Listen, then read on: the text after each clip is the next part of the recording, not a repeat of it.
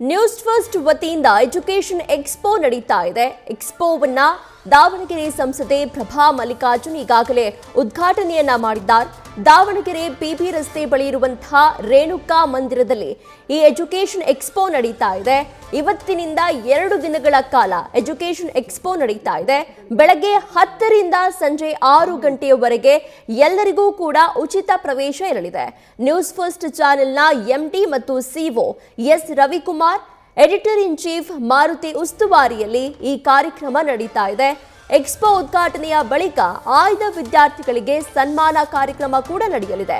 ಈ ಎಕ್ಸ್ಪೋದಲ್ಲಿ ರಾಜ್ಯದ ಪ್ರತಿಷ್ಠಿತ ಶಿಕ್ಷಣ ಸಂಸ್ಥೆಗಳು ಕೂಡ ಭಾಗಿಯಾಗಿದ್ದಾವೆ.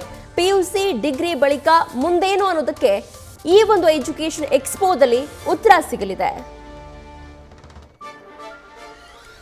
ಇಂಜಿನಿಯರಿಂಗ್, ಕಾಮರ್ಸ್, ಸೈನ್ಸ್ ಕೋರ್ಸ್ಗಳ ಬಗ್ಗೆ ಸಂಪೂರ್ಣವಾದಂತಹ ಮಾಹಿತಿಯನ್ನ ಈ ಎಜುಕೇಷನ್ ಎಕ್ಸ್ಪೋದಲ್ಲಿ ನೀಡಲಾಗುತ್ತೆ.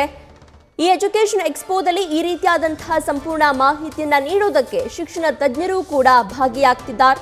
ನ್ಯೂಸ್ ಫಸ್ಟ್ ಮತ್ತು Ad6 ಅಡ್ವರ್ಟೈಸಿಂಗ್ ಜೊತೆಗೂಡಿ ಈ ಒಂದು ಎಜುಕೇಷನ್ ಎಕ್ಸ್ಪೋವನ್ನ ಆಯೋಜನೆ ಮಾಡಿದೆ.